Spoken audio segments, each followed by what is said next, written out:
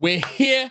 It's happening. We're live. There's no technical issues. Nobody's internet's going out. We're all here. Shut up. Shut up, Nate. I hear you back there. We're here for Knights of Eveningstar. It's gonna happen. I'm your Dungeon Master, Mark SherlockHulmes. Thanks for joining us for another episode of Knights of Eveningstar, our epic kind of Cormyrian kingdom management, nobles and knights and wizards and all of that kind of good stuff campaign. I'm joined by my wonderful players, as always. I'm gonna go in a strange order this time. We're gonna go start with Mr. Nate Sharp, Jonathan Indovino, aka ShadyPenguinn, Mica Burton, and Anna Prosser as well. Thank you very much for joining me this week, my friends. We're all here. We can all play some D&D. Hopefully Twitch doesn't die. Hopefully all of our internet stays live, and we're gonna play some Dungeons and Dragons. Yeah, sorry for the technical difficulties the last few weeks, guys. We just want to let you know that we tried real hard. Hard. We are taking this so seriously. We've had a run of impossible barriers, but today we are here. So cursed. It's just been like such bizarre problems that have come out of nowhere. Things like Twitch going down or me getting a literal last minute, we're going to be cutting your internet off exactly when you're going to be streaming. Thanks, bye. Just the absolute worst curse. But from here, it's broken. From here, for now, it's smooth sailing. We contacted a minor demigod and made a pact. Yes. And we're going to make sure that they uphold that. I forgot how to do this that when you called my name just now for the intro, my brain was like, "You're supposed to do something. What do you do?" I'm like, I don't know. It's like you go back to like school days where you're like present, like here, you know. But we're all here. We're gonna play some D&D. I wrote down what I wanted to do before we stopped, so I know exactly what I wanted to do. Very good. It was a bit of a cliffhanger. One of those, like cliffhanger moments. What was it? I remember. Never you fear, Anna, because I do have a full recap for you. I was just trying to think, like, do we want to do like a quick overview of who everyone's playing? I can't remember the last time we did that. It has been a couple of weeks. Let's just do a real quick, everybody go through who you're playing. Like a quick character, like I'm playing Azara, she's a sorcerer, blah, blah, blah, blah, blah, kind of thing. Just do a quick one. Did you want me to start? Yeah, sure. Okay. I'm Mica. I play Azara. She is a sorcerer and cleric of the Tempest and Blue Dragon variety, and she's she does magic. Pew pew. Pretty much. Bang on. Yeah. Bang on. Official war wizard. Official war wizard of magic and pew pews. Yeah. Done. Shady. Hi, my name is Tarkhal Crownsilver, or that's who I play anyway. Ha, tricked you. I'm a rogue and a warlock. Wood elf. I came from the peasants, and now I'm a noble, and I'm so happy about it all the time. Tarkhal's very happy about it. He has a twin sister who is probably going to talk right as soon as my lips stop moving. Bing. Ha! Ah! That special twin thing. Yeah, it's that connection. Wait, we're not twins. We're just siblings. You're not twins. Yeah, just brother and sister. Did I say twins? You said twins. We're I was going to call you on it. Yeah, your brothers think of twins. Yeah. I'm playing a game right now, and I just found out about twins, and my brain is just sorry. My sister can talk now. I play Agnis Crownsilver, a Circle of Wildfire druid who is also a wood elf, and she was born noble, so she takes it for granted, thinks it's super lame, and tries to be more like a common person in contrast to her brother. And the newest member of our party is me, Clyve of the Wildmane, wild magic barbarian lion man. He gets angry and then random stuff happens. But it's not even like normal Angie, it's like happy Angie. Yeah. He's like the happiest, angiest barbarian. He loves being Angie, which we love. It's fun. It's a good time. He's very much the kind of happy-go-lucky element to this party of three tragic, dramatic elves that we have going on in the party.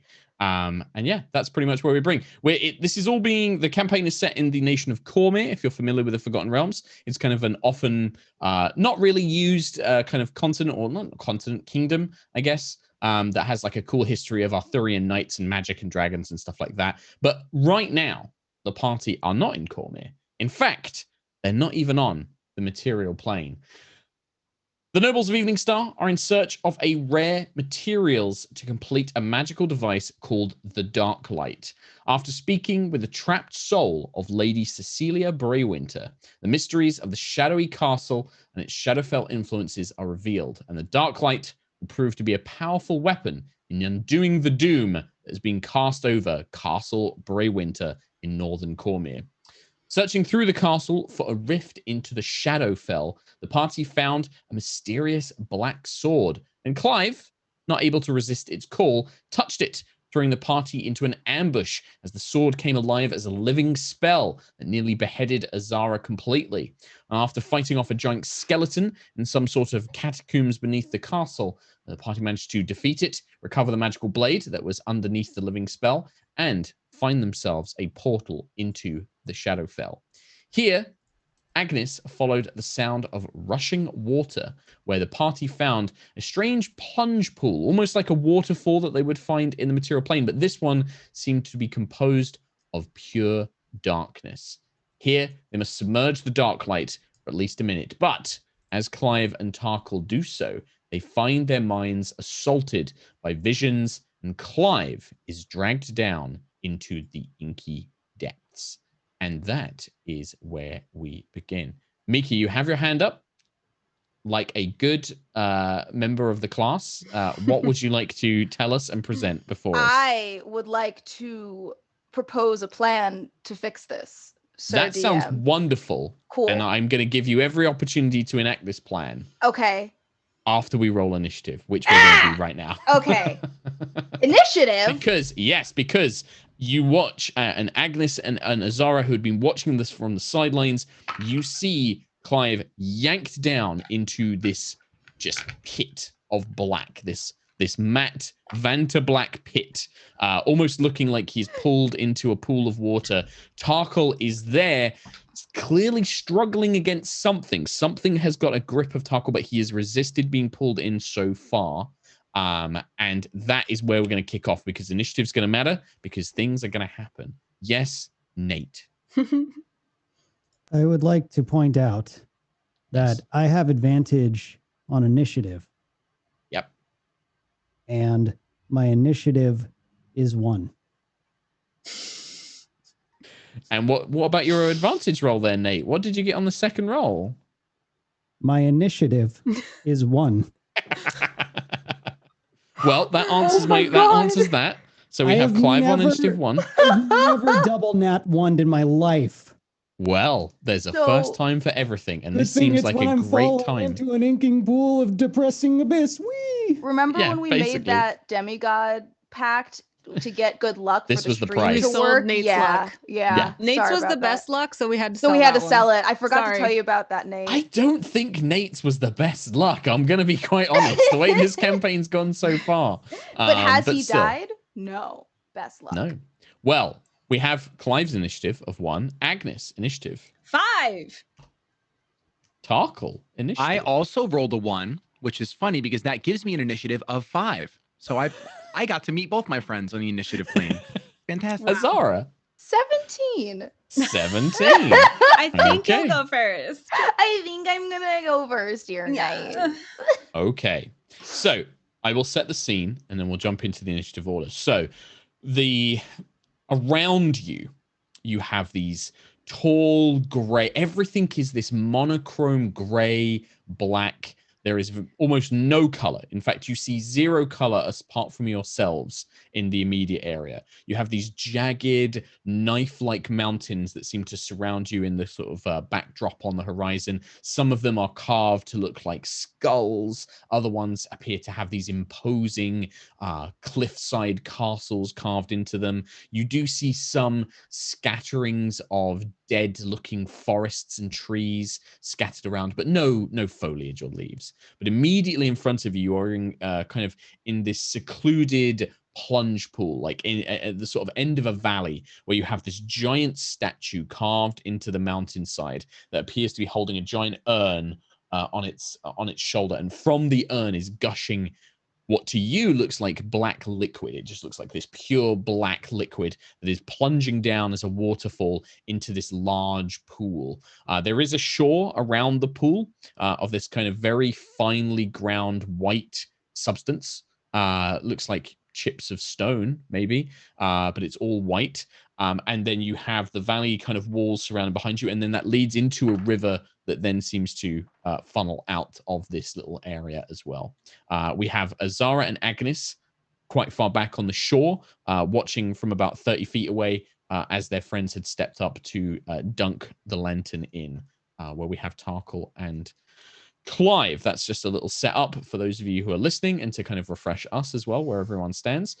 The first thing to act is none of you, in fact. Watching as Clyve is pulled down, and you can see Tarkhal is kind of stood there almost on his hands and knees, like some great weight pulling Tarkhal down towards the water.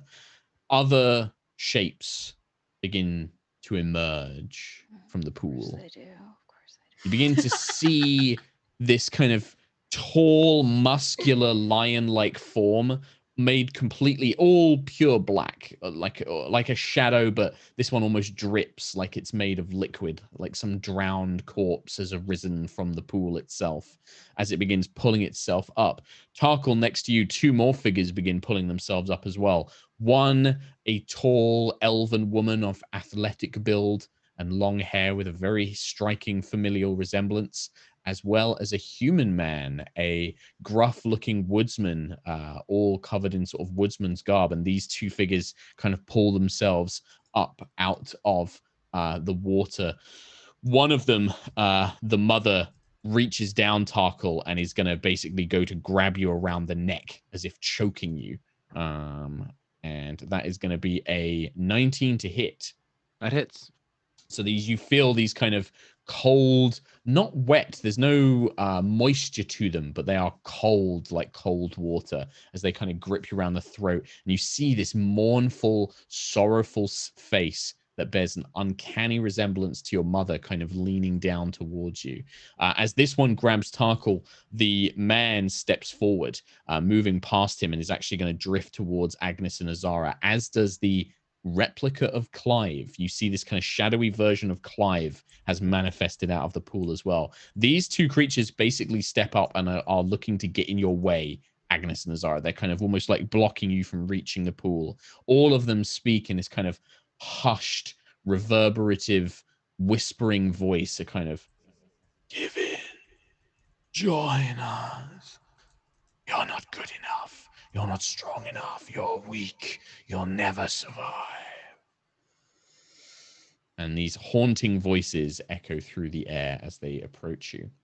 However, that is all. You don't take any damage, Tarkhal, but this creature has got you by the throat, and you are currently grappled by it. It's not letting you move.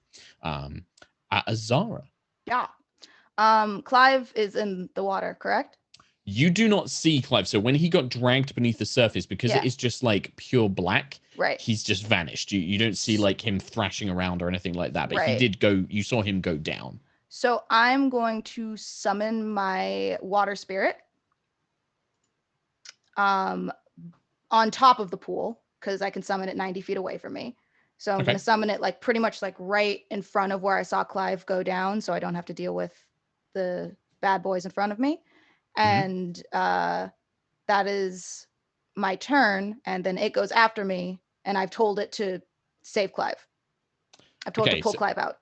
When the spirit touches the what you think is like a black water, it's not water. The darkness almost parts like a shadow being like a light being drawn closer to a shadow. It kind of moves out of the way, and the water spirit is almost just falls into space, and you just Scheiße. Okay. It's not water? It's not. It is not water. No. This appears to be like magical, sentient darkness. Is the best way I could describe it. That there is no water for the spirit to kind of merge and swim through or anything like that. Cool.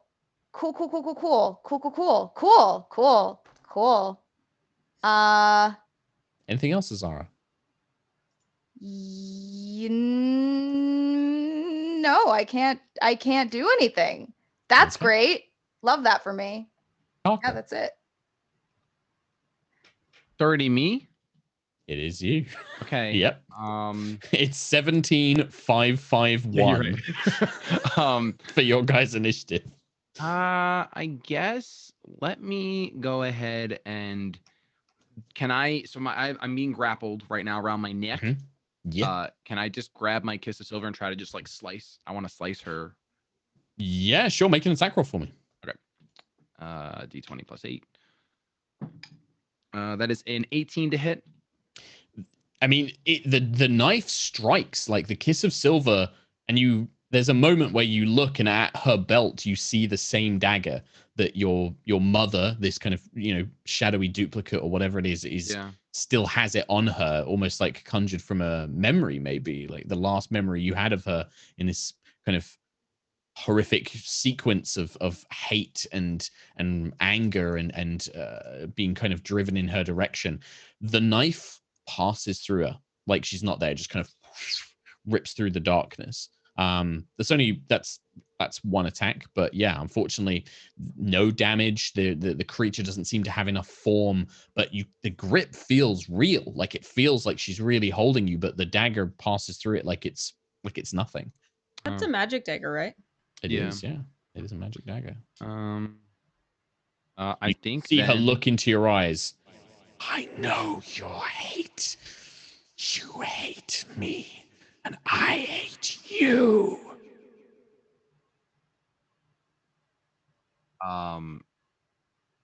So if Tarkhal had tried to slice and dice, I can't try to attempt to now. It would be an action to try to free myself of her It's an action to try and break free. Yeah, but if you want to try and speak to them, if you've got a bonus action you want to try, because you can like dash and disengage as a bonus action. Yeah. So if you want to just try and see if you can pull away or something like that, by all means. I think I'll look back to her, and because Tarkhal, you said he held on to the fact that where he is where he is, as far as like he didn't give in to the visions and the thoughts and the emotions. Yeah, you passed your save. You kind of managed to realize that this was probably some sort of trick or something was going on, and yeah, you held on to some of the more positive emotions that you had. But this is still, it's still Tarkhal's mind. Like you're free to think and do whatever you wish, basically. I think then Tarkhal would just look back and I know you're not real, and I'm gonna try to dash away if I can. Sure. When you say that I know you're not real, make I think this would be a wisdom saving throw for me. Okay. That's luckily my best saving throw with a -1. Oh, and I rolled my dice. It landed in my dice tray, and I rolled a 1. So that's a 0. That's a 0. So you try and pull away. You try and like dash away from it. And even though you say that you know it's not real, there's a part of you that can't let go of this kind of frightening image and like these cold, dead-like hands kind of wrapped around you. And yeah, just you can't, there's something there that's like struggling to break, like almost like you get the sensation this creature wants to hear you say something. It wants something from you, or not even a creature. This is some sort of presence this pool has conjured. Okay. Agnis, if I'm remembering correctly, I did have my fire spirit summoned. Is that correct? Sure, let's say yes, because it's been 2 weeks and I'm just like, let's go for it. All right. I think this would be your second use of it, because I know it counts of your wild shapes, doesn't it, every time you summon it? Well, that's what I'm asking is, do I need to summon it, or have I summoned it? No, but let's assume that this is, because I think you summoned it once in Castle Brito. I don't think you've had a rest since you summoned it in the fight you had before. No, because we rested in that like library. That was in the alchemy lab, but then you had the fight against the blade and the giant skeleton, and I'm pretty sure you had your fire spirit out. Right, and that's where I had it then. summoned. Yes. Yes. Oh, it would have gone after that. It absolutely, because it was like an hour of traveling after that. So okay. So I thought you meant that you had it summoned as you arrived at the pool. You summoned a second one. That's what I thought you meant. I'll use my action to summon Candor then. Okay. And then I will ask Candor to dive into the miry liquid and try to find Clyve in order to fiery transport. What's the range of fiery transport? Because you are currently about 30 feet away from the shore where Clyve went in. Between you, there are these two kind of shadowy figures. Well, so it just has to be Candor. So Candor can go 30 feet and be within 5 feet of where I think Clyve was. Right. So, but he has to be within 5 feet of where Clyve is to fiery teleport him away. That's what I kind of meant. Okay. So you send the fiery spirit to where you saw Clyve go down, and you're kind of, you try and command Candor to teleport him away. Either Candor can't because he's not in range, or he can't find him, or something like that. Candor's kind of like hovering over the surface of the stuff, because that was the 30 feet of movement that Candor could make it. But yeah, it's kind of hovering over the pool. Doesn't seem to be able to summon Clyve immediately. Okay. Anything else on your turn you would like to No, do? that's all I can do. Okay. In that case, we come to Clyve of the Wildmane. Clyve, at the start of your turn, there's a couple of things I need you to do for me. First things first, whilst you are in this pool, the sensation around you is your mind is being bombarded with sort of like visions and strange thoughts, but you feel this pressure building in your head.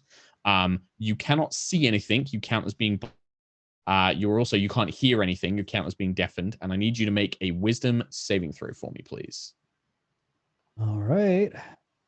Good. -1.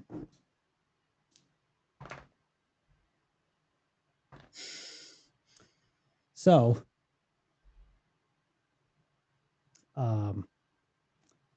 that's a total of 0. You What's guys happening? are on I don't fire. know. I just triple woned. What? I don't know. It happens. It happens Put sometimes. those in dice jail. I thought we were joking about the deal with the demigod, No, but I of think that course. we actually did that. Absolutely happened. Yeah, absolutely. This has always been my good one. Chris Perkins has taken it all away. He's sucked away all of your dice luck. That's what's happened. So first things first, Clyve, at the start of your turn, then you will take 10 psychic damage. And you are currently restrained. So you can feel that something, this heavy weight, you've got the lantern in one hand, which feels incredibly heavy. But there is also this kind of pressure, like this, something invisible is trying to hold you close. And you feel yourself almost falling. Or it's not like being in water. It's almost like slowly drifting down through the air. In this inky blackness that surrounds you, but you can still move. Like you feel like you can almost like pull and swim or move or walk. You're not quite sure what it is, but you should be able to move if it wasn't for this thing holding you. Neat. What would you like to do? What would I like to do? I mean, I'd like to not be here, DM. Okay. How would you like to make that happen? What actions will you take as player character to make that the reality? So does this feel like, I know it's not really water, but it's like, is it water like? There's some sort of, there's something here. Yeah. It's water like, but it's not water. You are not wet, nor are you suffocating. You can breathe normally, but it's the same sensation as being dragged underwater. It's very odd. It's very strange. You can use an action to try and break free of the restrained effect, if you like. You also have your bonus action. Whilst you're restrained, your speed is 0. You can't move. Am I able to rage while restrained? You are, yes. You absolutely can. Yeah, we're gonna do that and just see what happens. So you kind of feel this rage boiling up inside you, and you do, for the first time, the first thing you can see, because it's just been pitch black the whole rest of the time. You can't hear anything, you can't see anything. You begin to see that faint kind of prismatic aura that comes off you when you do your wild magic rage. That's the first thing you see. It almost highlights your own body in this inky blackness.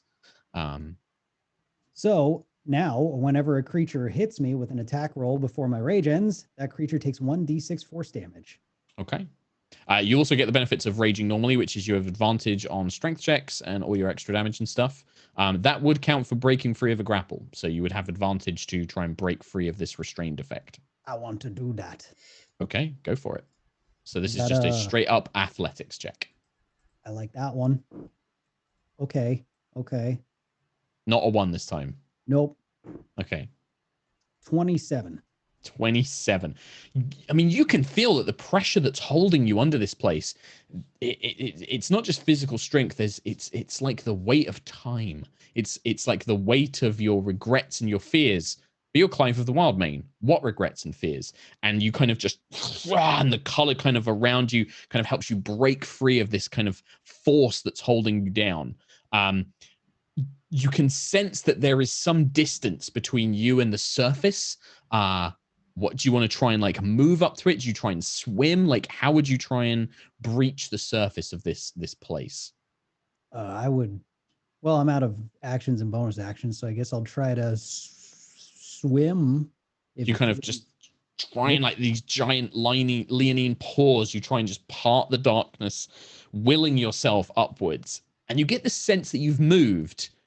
You're not sure how far. You're not sure, where the surface is. Like you don't know how far down you've gone, but you do move. You just don't know what that means in the strange black world that you find yourself in. Cool. Fun. Top, yeah. At the top of the round, the creature holding you, Tarkhal, this shadowy mother form thing that is holding you, again, doesn't harm you in any way, but is pinning you to the ground, and you can just feel this deep resentment and this kind of hate flowing off of it, and you're beginning to feel it kind of trying to overwhelm you and your own emotions. Azara and Agnis, the two figures that had been previously blocking your way, this kind of shadowy Clyve, and then this human man, which neither of you recognize, pushes forward again. And they this time come for both of you, and they're going to try and grab you guys and restrain you guys as well. So against Azara, that is going to be a 23. Yeah, that hits. And then against Agnis, that is going to be an 18. She's gone. I think that hits. I think that hits. I'm pretty sure that hits. So again, these things, they don't harm you, but they grab you. Azara, you're probably grabbed by the Clyve. That kind of like grabs you with this great kind of like giant paws, and you hear a kind of a warped version of Clyve's voice. You'll let me down. You're gonna let me die here, just like you've let everyone else down. Azara is not affected by this. She's seen a fair amount of spooky magic in her time. And it's your turn. So. Yeah, and is just kind of annoyed. I'm going to... So you are grappled. I'm so grappled. Your speed is 0. Cool. You can attempt to break free with an action. But you can still cast spells. You can still attack. Just your speed is currently 0 while you're grappled. Dope. And you have I'm some gonna disadvantages. Quicken my spell real quick. So I can use my bonus action to cast Word of Radiance at the Clyve in front of me. Okay. You don't need to roll damage. As soon as the radiant energy hits this shadowy form, it just bursts away. It just dissipates into nothing. It just evaporates in front of you. For bonus style points, I imagine that it's just a very deadpan stop from Azara because she's just not feeling it. Yep. And then second verse, same as the first, we're going to try and summon an air spirit this time. One that just flies. And I'm going to send that air spirit. I'm assuming my water spirit, its HP went to 0 and it drowned. You have no, it vanished. It vanished. Unsummoned, but you don't know what happened to it. Yeah. Okay. From my arcane existence, would I know that that's because it's not water, or it's because magic dissipates in the darkness? I would say make an Arcana check for me. Let's see if you can figure this out, because this is kind of new to Azara. You've studied a little bit about the planes, but this is some weird Shadowfell nonsense. Dirty 20. Dirty 20. I would say that, I mean, this is planar stuff is pretty difficult, but you can make your best educated guess that the pool, it isn't just physical space. Watching these things kind of emerge and Clyve's disappearance, there's no way the pool can be that deep, like geographically. Right. So there must be some element of some sort of mental entrapment or some sort of illusion or some sort of other dimensional kind of affair going on here. So the water elemental, when it went down, because it wasn't really a sentient creature, the pool just kind of broke it apart. And you think if you summon the air spirit, it's probably going to do the same thing. Like Clyve needs somebody with a sentience to help him, basically. Gotcha. Knowing that, then I'm going to first level guiding bolt Tarkhal's mom. Okay, just give me the attack roll for the guiding bolt, because it is a ranged attack spell, not a dodge one. Nat 20. Okay. The Nate's Tarkhal, you're kind just shot up. You feel this thing on top of you pressing down on you, and then suddenly you see a flash of light that matches Azara's spells, and in a flash, the shadowy form of your mother is dissipated and vanishes before your eyes, freeing you completely. And Azara, you just as soon as the radiant energy hits it, it just burns it away. On a nat 20, can it also burn the one next to it? There is not one next to it. The other one's next to Agnis. Ah, shit. So close. Then that's my turn. Okay. Tarkhal, you feel yourself freed from whatever presence was gripping you. Okay, so I was prone. You said she knocked me down. Yeah, I'd say that she was kind of she grappled you and then she dragged you down to the floor, like pushed you down onto the floor. But you are now unburdened. Okay, so then I guess I'll use my half movement to stand up. And how far? And I'm pretty close to the well, right? You were on the shore. You were next to Clyve when you got dragged under. You don't even need to move there. You're already there. So. Okay, I want to look in and see what I see. Do I see anything besides darkness? Okay, so when you look down, you feel that same sensation, this kind of overwhelming sense of your own memories, your own fears, your own regrets, all trying to well up in your mind. Make a wisdom saving throw for me, please. Need something. No, that's 2 times the amount I rolled last time, which was a 1. So this is a 2 minus 1, which is a 1. Is a 1. Oh. Yeah. So as you look down, Tarkhal, you do see something in a brief moment before your senses are assailed. You do see this kind of shimmering, multicolored shape seems to be coming up towards you. But then as you look down, you feel this almost weight around your neck yank you forward, and Tarkhal tumbles into the pit and is grabbed and pulled under as well. Do I see Clyve at all during this? Like, am I going down and he go? Am I going down the escalator? Or he's going as up you're the escalator? being pulled down, you do see something coming up, but then as soon as you're pulled in, your vision becomes completely black. You can no longer hear anything. You're blinded and deafened and pulled under by some malevolent force. And that is going to be the end of your turn, I'm afraid. As this drags you under, you feel yourself become restrained. In fact, actually, I would say, no, you've used your movement, but you still have an action. So you feel like something try and grab you. You can try and break free of this thing. Yeah, Technically, I want you to still try have to an do action something left. tonight. So yeah, Sure. I'd like So athletics or acrobatics. I'll go acrobatics. I'm desperately trying to figure out whether fiery teleportation could be used as a reaction, because Candor is right there. Can it normally be used as a reaction? I don't know. Teleport? That's what I'm trying to find out. Okay, have a look, My and then we can always retcon this. 17. 17. Acrobatics, rather. Acrobatics. You do manage to just about kind of writhe out of whatever force was pulling you down. You don't think you're gonna get sucked any deeper into this blackness. You're not being restrained, basically, but your movement sadly has already been used where you got pulled in and you had to stand up and stuff like that. So okay, so yeah, I don't have access to my bonus action, right? Oh, you'd still have your bonus action. Yeah, I keep forgetting you're a rogue. So yeah, you can so dash, right? Can I try to dash north? Yeah, so you get pulled under, and then immediately you kind of spin and twist and turn, and you feel this kind of weight of pressure pulling you off, and then kind of being pulled off you. And then you see this multicolored shape almost rising. Weird. He should be underneath you, but you almost see Clyve beside you, and your own kind of sense, you kind of reach out, grab on, and will yourself up, and the two of you are going to come up on Clyve's turn, I would say. Like on your turn, you're kind of moving up with your own sense of self, but that's going to happen on Clyve's turn, I think, as you will yourself upwards.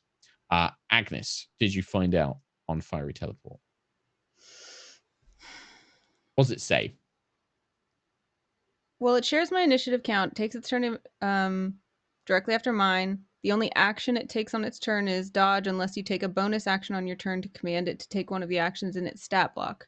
So I guess actions in its stat block. So yeah, so you'd have to use a bonus action on your turn to get it to do the thing. So it's not a reaction, unfortunately. Right. But you can do it on your turn, which is now. Well, since that just happened, maybe I'll have better luck trying to transport Tarkhal. Sure. So I'm just gonna run. I've seen what happens if you look over the edge, so I'm not gonna do that. But I'm gonna run closer, and I'm gonna cast Fairy Fire. Where one thing while you were away, I forgot you grabbed Nitsky. This shadowy man, this human man that you've never seen before, did grapple you. So you've currently been grappled about 30 feet away. It's an action to try and break free of that, but you still have all your actions and bonus actions. You can still command Candor and stuff like that, even when being grappled. It's just your speed is 0. That happened while you were away, and I forgot to remind you. That's okay. I'm going feral fire cat on this dude, so I'm gonna primal savagery. Okay, sure. That's not radiant damage, right? That's poison damage. Yeah. So very similar to when Tarkhal used Kiss of Silver, your swipes, they go through the thing, but it doesn't seem to have any effect on it. It just seems to still be grabbing onto you and just whispering kind of madness and speaking of things that you don't really know or understand. Haunting you with things like, you are going to betray my son. You're the worst thing that has ever happened to him. He should not be near you. Things like that. Well, I don't have any radiant damage, so you just this thing. You can still try and break free of, like, you can feel that there's arms and things to try and break free from, but the attack seems to have no effect against it. Well, I already used my action, so you still have bonus action. Do you want to try and command Candor? I'm gonna try. Candor's gonna try to get Tarkhal out. Okay, sure. So Candor's, saw where Tarkhal went in and is just gonna kind of like try to be as close to Tarkhal as possible and fiery teleportation him out. Make a d20 and add your wisdom modifier for me. I just want to see if you have enough kind of strength to overpower this effect, basically. Dude, what is wrong with our dice rolls today? Oh, no. It's a total of 9. DC was 10. So you feel that this shadow is so close. This shadowy place, and you see the blue fiery spirit, because he's been blue. Candor's been this blue flame ever since. Something is inhibiting Candor, and like, he wants to rescue Tarkhal. You get the sense that he could, but something is preventing him, and you can't send enough strength to Candor to quite manage it. But you feel that momentary, he could do it, but he needs more will from you, basically, to accomplish this. Anything else, Agnes? I scream with angry rage. I love it. As opposed to any other kind of rage. Sure. Clyve, I need you to make a wisdom saving throw for me, please. And then you are not restrained, so you will have your full turn. So that's higher than a 1. Is it a 2? By how many? So that totals to 3. Oh my god. What's happening? That's going to be 17 psychic damage as you feel like this pressure, this almost like white noise building in your mind, but you are not restrained, and you feel like a human contact. You feel like somebody's hand grab your arm, almost like you feel like a familiar grip on your arm. What would you like to do? I want to how aware am I that this is like mental heckery, or is it like I would say that Clyve probably wouldn't know. Clyve is like, I am in a big black pit of not wet water. I don't know. How smart is Clyve? Do you think he would know this kind of stuff, or is he just like, I don't know? Well, intelligence and wisdom bonuses are 0 and -1 respectively. So I think that as much as Clyve knows, probably as much as Nate. As what he knows. Cool. Then my instinct is to grab whoever it is that has a hand on me and just like freaking toss them over my shoulder and slam them into there's no ground, but that's what I would try. But you would try and like defend yourself, sure. Yep. How about you and Tarkhal both make opposed? If you make an acrobatics, Tarkhal, and Clyve make an athletics check. Okay. Technically, Clyve has advantage because he's raging. Yeah, I'm not rolling today. This is Battle of the Bad Rolls. So let's see. I rolled a 3, which is a 7. I rolled a 6, which is a 14. So Tarkhal, you feel something grab you in this darkness, and you're kind of trying to pull away, and then you feel it kind of throw you through. You're not in water, you're not in air, you're not falling, but there's no substance. But you feel it kind of throw you nearby, and I think that there's a moment where you see the kind of multicolored aura that is around Clyve. But you don't see Clyve himself. You just see this multicolored light where Clyve should be.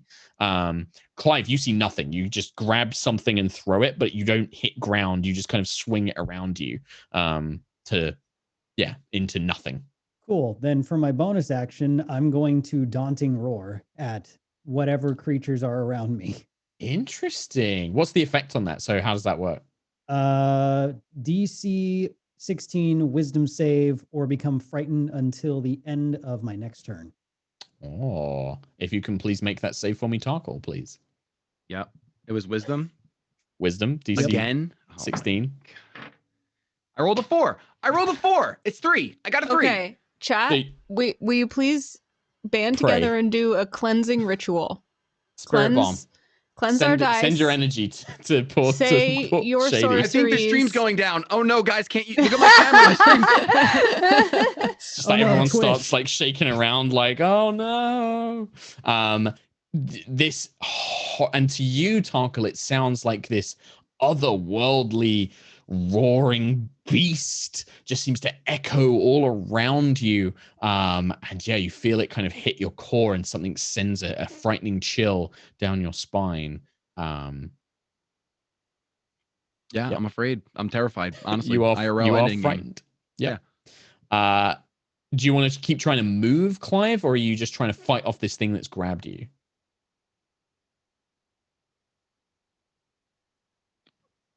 To Clyve. Sorry.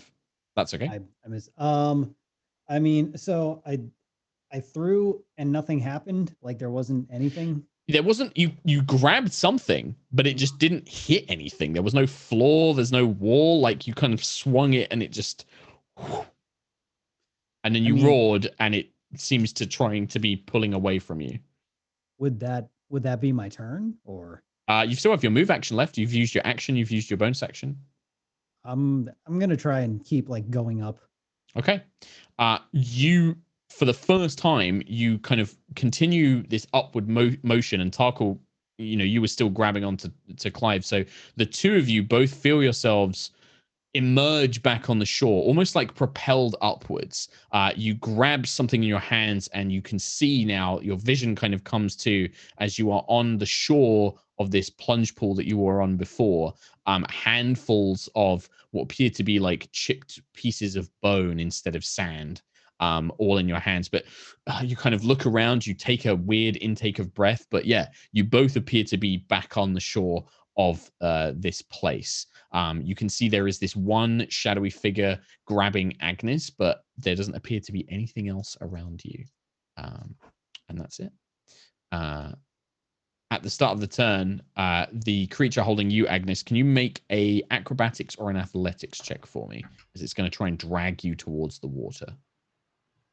I take acrobatics and I get 22. Chat, good the job. cleansing worked. You actually managed to kind of it.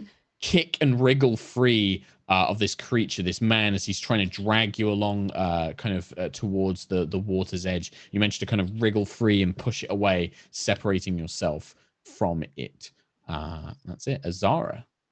I am going to Word of Radiance this shadowy figure. So you step up next to Agnis, and then just the radiant energy just scatters it into a million pieces.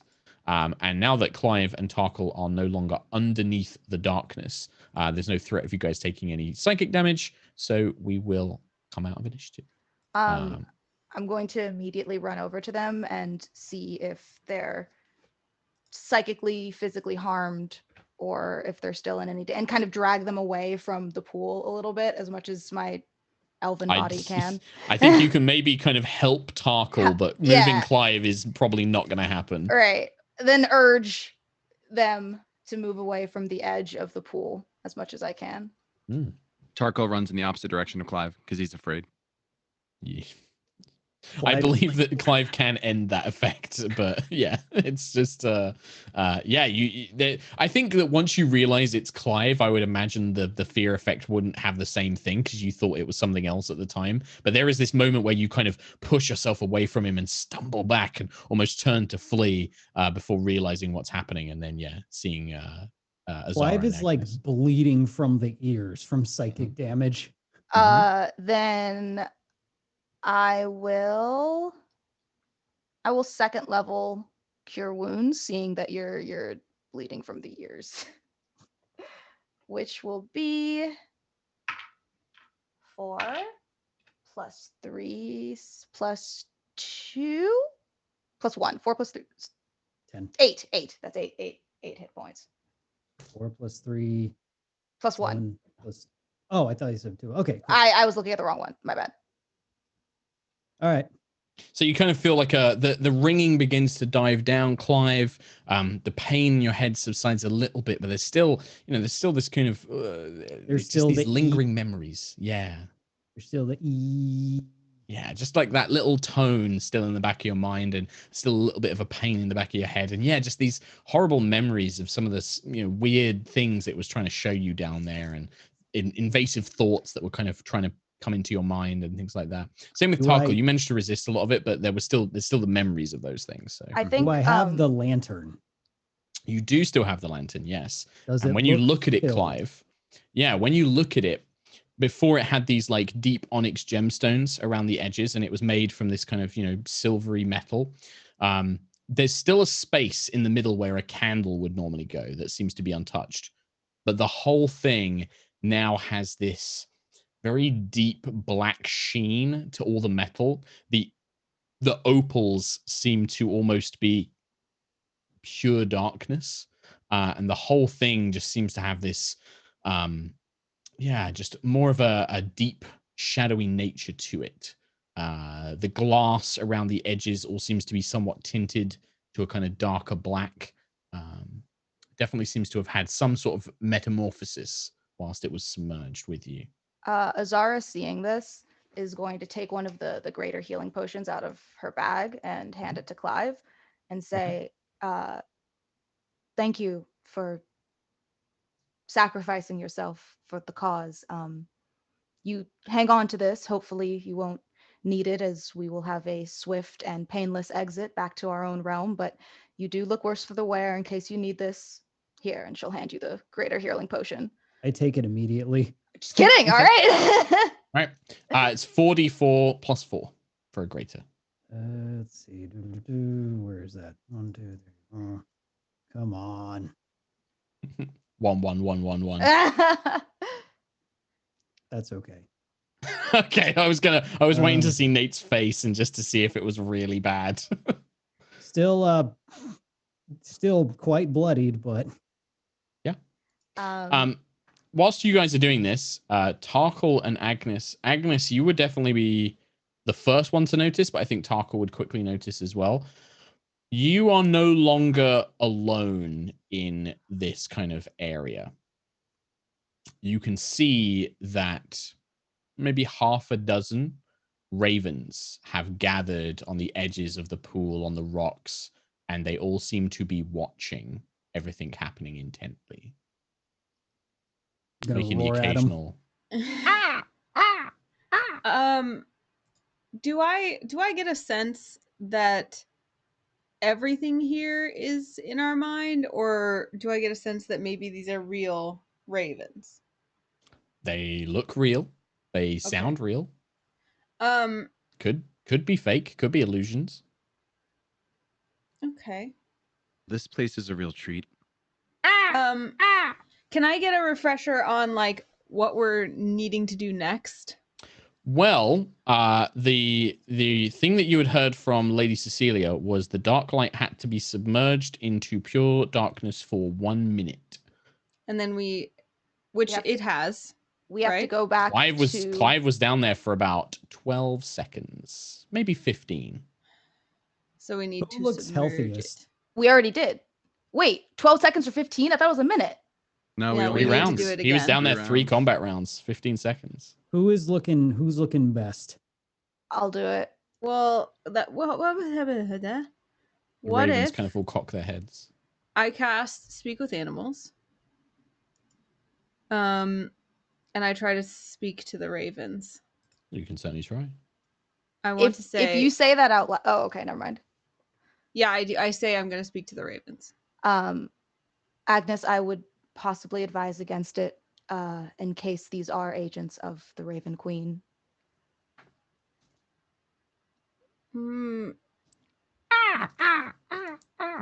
They could still give us information. They would not give us information. They would not help us. They would not be here to help us. They would only be here to deliver information back to their queen. Then Such pessimism. The raven opens its beak and this feminine voice comes. Azara will kind of like under her breath be like, fuck. And then say, I meant no ill words towards you. Cleverness will not serve you well here, Azara Mithras. Strange is it a day when mortals come to the realm of shadow, the realm of death, of misery. What great need have you? You watch as the ravens all... But when you look back to the pool, just kind of almost like she's bathing in it, there is a very pale-skinned woman with long, dark hair and a silver mask, and she's playing what appears to be a kind of crescent moon-shaped harp. And you can see a big pair of black raven-like wings from her back, and she's just sat in this pool that you guys had this awful experience with, and she just appears to be watching all of you.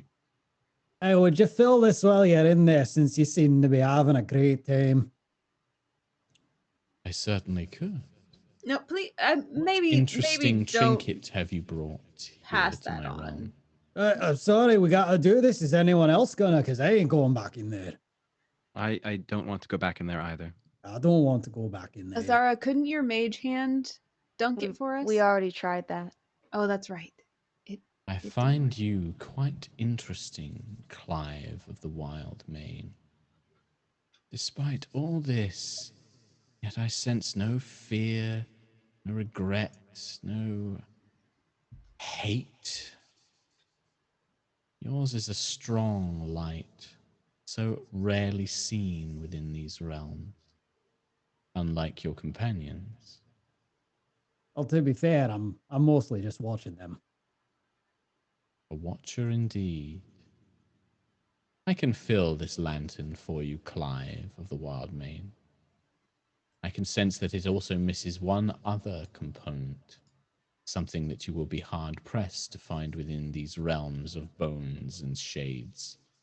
The likes of Myrkul and Cyric will not abide such a bright light to exist within this place. But that does not mean that it does not exist. One cannot have shadows without some light. I lean over to Clyve. Is she trying to say that we can find insert thing that we're looking for that has a radiant light on it here? I think she said the opposite. Right, so do I just like go back over there and hand this, or you want to come get it? I mean, you're bathing. I don't think you're decent, so I want to just make sure everyone's comfortable with happening. Would you prefer something a bit more primordial? And with that, the woman vanishes and instead becomes almost like this stretched out black smoke that just coalesces, not into a form of any humanoid, almost like a great blanket of night that seems to stretch up from the pool and just stretch over the sky across from where you're standing and almost seems to encapsulate all around you. Right then, so wherever I guess a hand-like thing would be, if you just. I can do this, but there is always a matter of transaction. Right, what you want then? That depends. It is less of what I wish, for I am a goddess. Much is my realm, great as it is.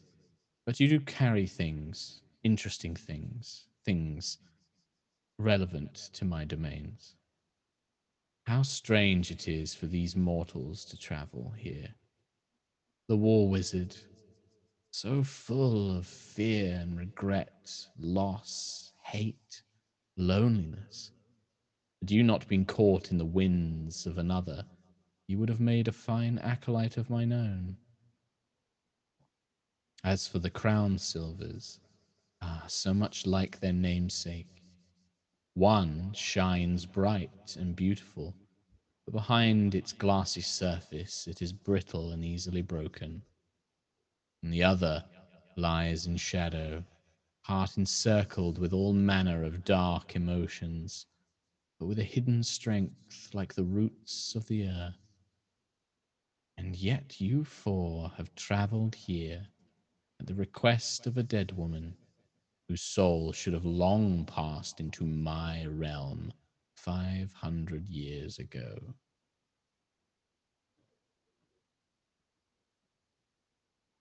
The blackness just seems to linger for a moment before once again becoming the dozens of ravens perched on the rocks. It kind of breaks apart into a flock of these ravens that swoop down and land around you. They speak nothing more, not yet. Right, so I'm still not quite sure what the terms of the deal are, so I'm just and like by the ravens, I'll just like put it on the ground, and be like, I'm just gonna leave this here. Ravens kind of hop around a little bit, but they don't immediately take action. What about the rest of you? Well, Clyve is like walking over and gingerly placing this lantern down in front of these birds. It's barely gingerly either. It's more just like it's just like plonk. I think Tarkhal's just kind of stunned by her words and what he's seeing. Okay. Yeah, I mean, this is, I'd say that all of you are familiar enough that, yeah, this is very much a goddess, a literal goddess of this realm that you are in. Is this the Raven Queen? Would Azara know this? Yeah. This is, this is the this Raven is 100% Queen. the Raven Queen. This is 100% the Raven Queen. With her kind of not calling Azara out, but calling it as she sees it, Azara will say, you know us obviously so well, and as Clyve asked, but in less straightforward terms, what is it you will have of us in exchange for what we need? You carry the soul of someone who should have passed long ago. It is my duty to ferry souls, especially those who have such tragedy and regret in their lives. Cecilia Braywinter has long lived past her fated time. Pass her soul to me, and I shall help you with this relic she has sought to build. And that will help you cleanse the darkness that threatens your world. Unfortunately, at this time, even with such darkness filling the lantern, and if we receive radiant light, we still, without Lady Cecilia, cannot complete our task. Is it possible to strike a bargain for the returning of her soul once our task is complete? Bargains are things of devils and pacts, but it has been known that the gods of Faerun and Toril and other realms can make them from time to time. Think of it as a duty, then. You shall carry Cecilia's soul until such a time as your task is completed. And then, shall we say, I shall call upon you when I have a task that must be completed, to have agents of the mortal realms capable of doing the things that mine own cannot should prove useful. And you will find my favor a gracious one to court. Many of you have stepped and treaded near my realms before. A careful eye do I keep on those, especially those who have made dark deals. And the ravens definitely are looking at, well, you can't tell if it's Agnis, Azara, or Tarkhal. They're not looking at Clyve when they say that, though. But they turn on the three elves for sure. Azara looks at Tarkhal. Sure. Makes sense. I would humbly be honored, and Azara does mean this without sarcasm. I feel like I need to say this. You're being sincere. Yes, this is being sincere. I would humbly answer to the Raven Queen when she calls if this bargain can be struck. I do not take this lightly. I know of your power and of your reach. And I know that what we face cannot be done without your help. And possibly what you may face in the future may not be done without our help. You are wise, Azara Mithras. Even if your own goddess is a dying one, you still know to show the proper respect to one in the height of her power. But Adri is not gone forever. What of you, Crownsilver, Agnis, daughter of nobility? With all due respect, I look at Azara. Why can't we do this without her help? By all means, you could. I simply offer an easier choice. Being in debt to someone such as yourself does not sound easy to me. The debt of the Raven Queen is not some devilish pact. I am inevitable. Death is inevitable. And I would not seek to turn you into some nefarious agents. My enemies are often the enemies of the living, those who pervert death or transcend it, bypassing it. Surely those who seek to do good in the world can see that such a favor is not such a bad thing. I turn to Tarkhal and I say, having grown up with expectations that I didn't feel good about, I'm wary of promising a favor. And I feel like we haven't given this much of a try, but it's not just up to me. Tarkhal's still like very taken aback by seeing all of this.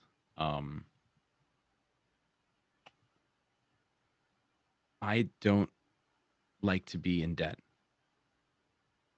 so I would prefer not to have her help.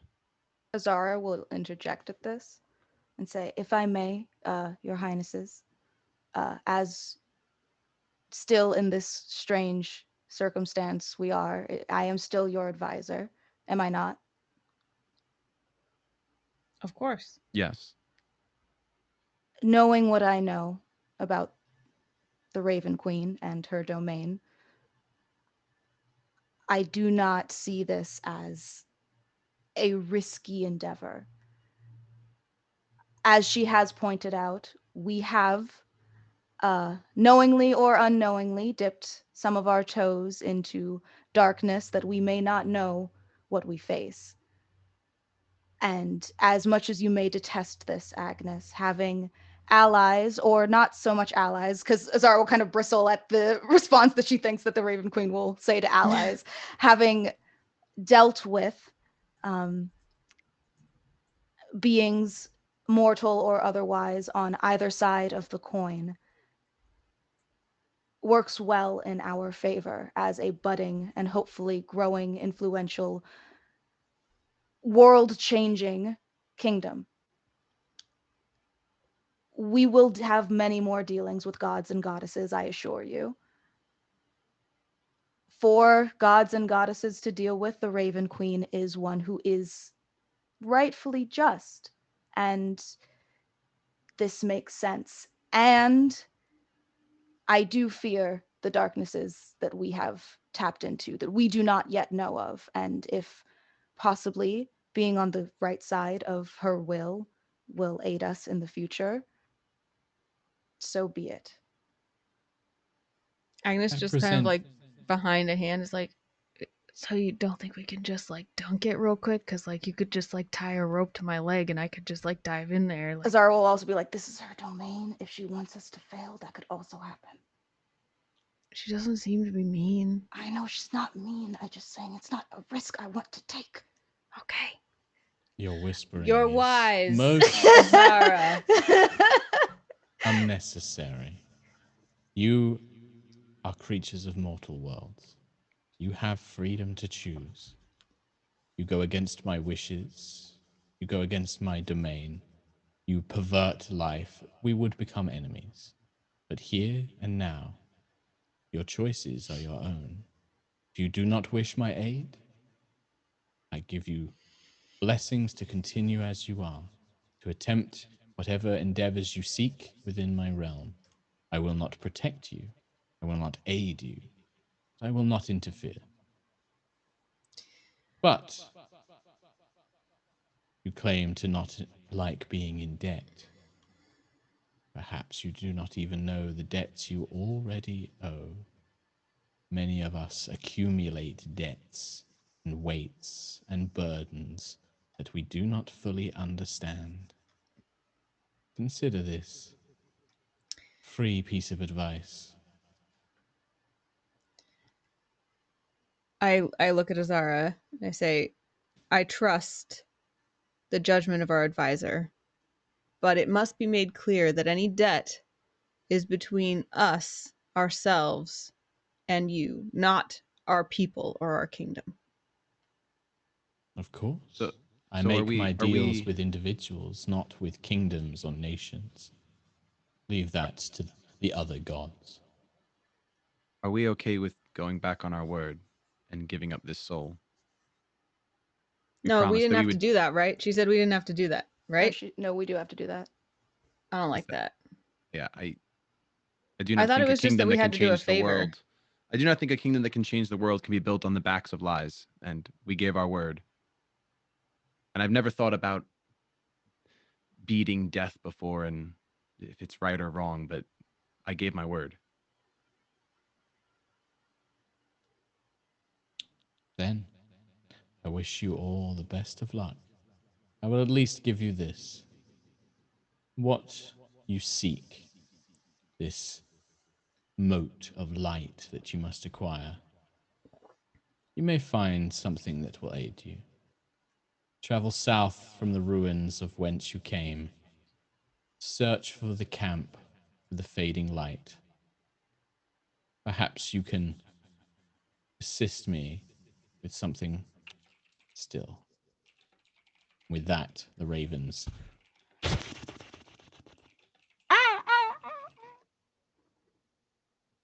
Tarkhal like actively takes a giant sigh, and you can see like, and his just head is kind of hung. Oh, she was nice. She was. Yeah. And you stand on these shores, lantern heavy in hand, but still there. Not quite fully formed in whatever change it must take. Azara silently walks over to the lantern, picks it up, and hands it in the direction of Tarkhal. Okay. Tarkhal will take it and look back at Agnis. Agnes is searching around in her bag and she pulls out a hempen rope. Mm-hmm. Azara is going to place a hand on Agnes's and say, this isn't just about the physical and the strength. This is about mental fortitude. This is about illusion and trickery. This is about wisdom and fear and pain. We have to risk ourselves in order to get this task done. So one of us has to step up and try again. Well, I mean, it can't hurt to tie a rope around him, can it? You can certainly try. Azara will just That's be what silent. I say to Azara. Azara will just be quiet. She's done not being listened to right now. Sure. Okay. That was a genuine question. Yeah. Agnes doesn't understand why tying a rope around him would inhibit any of those things. So, Agnes, you're going to take that rope and tie it around Tarkhal, who's going to step forward? Yes, Sure. and also I'm going to cast... What is that spell called? Which one? It's one where I can give, like, characteristics of animals to people. Enhance ability. Yeah. What would you like to enhance? It's wisdom that we keep dealing with here, right? Does seem to be. So I'm going to cast mental fortitude and awareness of one's surroundings, and yeah. I'm going to cast Owl's Wisdom on him, and what that looks like is like a little flame kind of makes the outline of an owl sitting on his shoulder, and then the sparks fly away in the wind. That's cool. Nice. Cool. And that's advantage on any wisdom check, basically, isn't it? Yes. Okay. All right. So Tarkhal, you want to step down and try and dunk? Sure, I'll give it a whirl. Okay. How do you approach this? Are you just going to kind of go down to the surface? Are you going to try and look away? Are you going to try and what's the plan here? I think knowing that like the last time I looked down to look for Clyve, that's when I got a strong vision. I'm going to kind of like... Yeah, it was also when you and Clyve first went to dunk the lantern down, you looked at the pool to like, oh, we're good, because you didn't know. Whereas now you've kind of had that experience of like, okay, if we look in, that's when we get these visions and stuff. Yeah. So Tarkhal, you make your way down to the shore. You've got this rope tied around you, which Agnes, I'm guessing, is holding, whilst Azara and Clyve are kind of watching. I'll hold it. Hold the rope, so like Clive's holding onto the rope as well. At a distance. But yeah. keeping distance, but holding onto the rope with Agnes. And Tarkhal, you kind of look away and dunk it down. So this time, not looking at the pool, you don't get that immediate flash in your mind of like, oh God, like these mental images and illusions and fears and things like that come to mind. Instead, now it's just this heaviness of this lantern, because as before, the last time you brought it closer and closer to the darkness, the heavier it gets, until the point where you're kind of having to hold it up. But this time, you kind of let it sink into the pool. I need you to make this would be an athletics check. Okay. Please, please, please, please give me some luck, chat. Oh, that's an actual 20. That's an actual 20. Plus 3, I'm taking a picture. I'm taking pictures for myself. I know you don't. I know I'm taking a picture. That's fine. My next question is, what is your Constitution modifier? My con modifier is +2. +2. Okay, so you can. I would say say it would be more than 2 rounds. I'd say, okay, so you managed to hold this, even though it's getting heavier and heavier. You kind of grit your teeth, knowing the horrors of this pool and this place and just wanting to get the job done. You hold it in there for about 20 seconds before you need to make another check. I need you to make another athletics check, and it is getting harder the heavier and heavier this lantern gets. It's almost like it's trying to pull you down into the water with how heavy it's becoming. Are you implying that I wasted my 20? No, that bought you that was excellent. That bought you a significant chunk of time.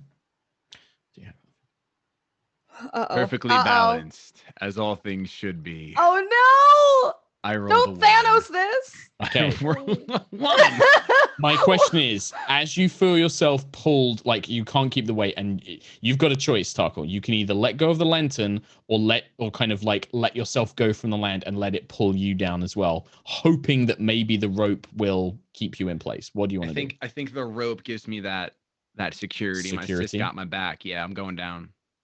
And then my next question is, do you close your eyes? Are you going to just kind of plunge in full mind, or? I think Tarkhal,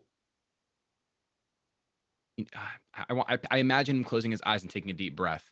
Okay. Like not So a you kind breath of, like, because he thinks he's going underwater, but like because he's like, crap, I'm going under. Like, yeah, I need to hold on. stealing himself kind of thing. Okay, so you guys watch as Tarkhal's body is pulled into the blackness and the rope goes taut. There is resistance. There is something like holding on. The rope is connected you to him in a physical sense, and you and Clyve have got strength to hold him in place.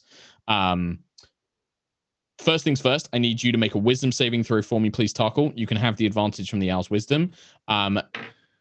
Technically, someone pointed out that it's technically wisdom checks, but can he still have it? I will say he can still have it for this. Yay. This is a very role play kind of thing. I'll say he can have it for this. Okay, my highest was a 16. 16. Clyve, can you make an athletics check, but have advantage because Agnis is helping you with the rope?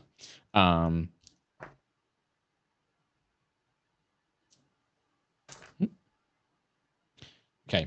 Tarkhal, you take 9 points of psychic damage as even though you've got your eyes closed, you can feel this pressure building in your mind. There are these kind of like haunting images. You see those flashes of the mother strangling you, of your father butchered in the woods. You see Willowsong for a moment and she's kind of ripped away in green flame, kind of just burnt away from you as the forest burns around her, and horrible images, and it's causing this pain in your mind. Clyve, athletics. Yes. Yes. That is a 23. Cool. You have advantage, but if you don't need it, you don't need it. Lower. That's fine. So Agnis and Clyve, you're holding on and you're kind of digging your feet in and you're not letting Tarkhal go any further. Are you guys going to try and pull him back, or are you going to kind of hold him as he is? I'm assuming you guys would want to pull him back up, right? Well, we know from experience that, well, yeah, I guess we try to pull him back up.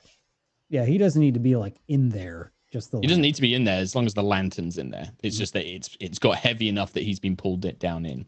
Okay, so you guys start pulling him up. Tarkhal, I said you took 9 psychic damage already. Yep. You feel yourself kind of being pulled up, but there is some resistance there, and the lantern's getting heavy. I need you to make another athletics check for me, please. Oh, bother. We already got the balance. Just okay. 17 plus athletics. Dirty 20. 20.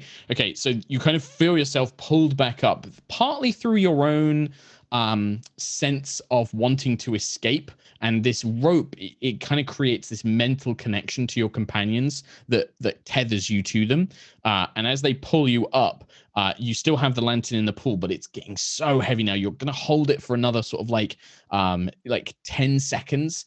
This thing is so close. You're almost sure it's been in there for a minute now, but it just needs a little bit longer. I need Agnis, Clyve, and Tarkhal to all make athletics check individually. This thing is so heavy. Agnis and Clyve, you're being dragged along the shore. Kind of you feel your feet scraping into the bone like sand. Tarkhal, your arm is going numb. Can I summon an earth spirit to help? Because I know that my strength isn't going to help. Absolutely, yeah, and then you can use the earth spirit strength to give me an athletics check. Cool. Hold on, let me find that real quick. I rolled a 14. That's so nice. 14 was that? Sorry, Tarkhal. Mm-hmm. Okay, Clyve. 26. 26. Agnis. 11. And then earth spirit. 18. Okay, that is enough. Tarkhal and Agnis, you're really struggling with the weight of this now, but Clyve and especially the earth spirit, which kind of anchors itself and grabs the rope in one big rocky hand.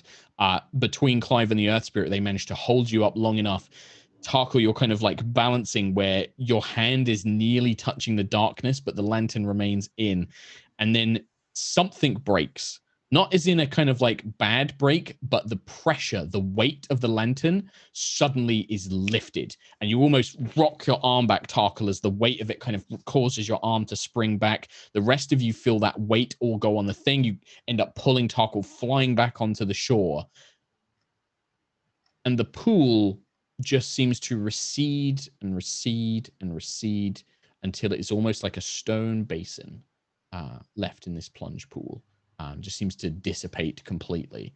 The thing that Tarkhal is holding is The best way to describe it is like Vanta Black. It's like the lantern, the outline of the lantern, the kind of metal frame that it's being constructed with is now such a pure black that it absorbs any light around it. So it looks bizarre to look at, like it's completely been engulfed in darkness. But just the frame of it, it still has these kind of windows and things like that. But yeah, this thing radiates extremely heavily with this, like, you know, this darkness that has been absorbed, but it has been successfully absorbed completely. Yes, Crownsilver pride. Just. Agnis goes up and like pats like Tarkhal on the back and squeezes his cheeks and unties the rope. She's very proud. Yeah, it's definitely a little sore arm, and the brain's still reeling a little bit from the images and the pain and the kind of white noise. But yeah, you guys now find yourself in this fairly quiet, empty area. Like Tarkhal will like as like, you know, if Agnis is going on and on big sister stuff, he'll eventually be like, "Oh, we all did this together. We should be proud."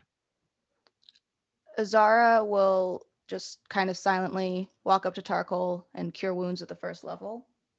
Ooh. 8 + 1, that's 9 hit points. That's what I took. And all she'll say is, I recommend that we leave this plane if that is applicable to what you all want. And will kind of stand further towards the back, like waiting to leave. Yeah, the directions the Raven Queen gave us said south of the campsite, right? We have to leave this plane, yes. Of the ruins back in our world, correct. Let's do it.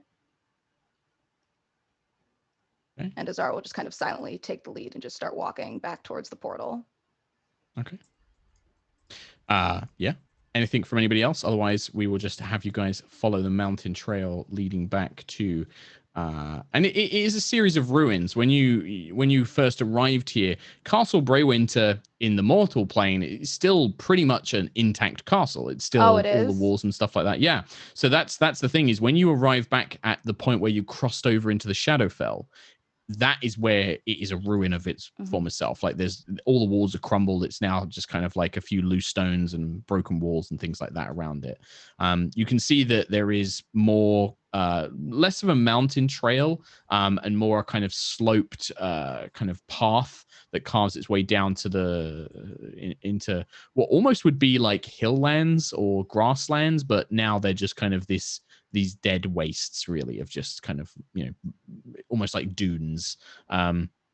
You can see there are more mountains and ominous things in the distance. A few dead forests, kind of large dead forest of broken trees and stripped white birch off in the distance.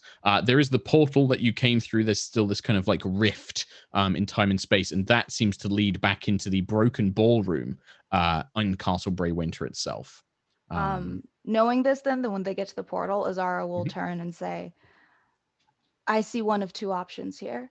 We can either go south and reconnect with the Raven Queen again, which we will need her help, as she so offered, or we can return to the mortal plane and attempt to contact my goddess. And then she'll look at Tarkhal and she'll say, and if we go south, feel free to head back to the mortal realm and I can handle the Raven Queen myself. I wouldn't want to make any of you bend your moral compass in order to complete this task. I was pretty shooken up when the Raven Queen first showed up, but I thought she had said she wanted our help south. Well, something. Her hour would mean that she would need something in return, and if you are not comfortable with that, I do not mind bearing the burden for the four of us. Seeing as you need to lead your kingdom and keep your moral compass firmly intact. Azara, do you want me to break my word? Do you want us to break our word to that woman that we asked, that we said we would help? I want us to protect Cormyr. I do not see how we can't do both. That's why I'm giving you a choice. I think Tarkhal will like look at Agnis and like almost scratch his head. I'm relieving you of making a choice you do not want to make, young Crownsilver. I think we should go see the Raven Queen. If everyone else thinks that's the right thing to do. She made it sound like we could find the light there. That's definitely the impression. It was kind of because it seemed that you didn't want to kind of take up on her deal. She basically said, well, here's a freebie. Maybe you'll find something in the south. But she didn't say what, and she didn't say anything. She did say something about it might help her if you go this way. Which is what I was referencing. Yeah, it might help her, but whether it was a part of a deal or whether you have to give her something, you don't know. You'll find out when you get there, I guess. Yeah. So I'll look at Tarkhal when Tarkhal's scratching his head, and I'll say, the Raven Queen will never be all right with someone flouting the natural progression of death. So if we go see her again, we will only secure her wrath if we continue to aid and abet this person who is avoiding death.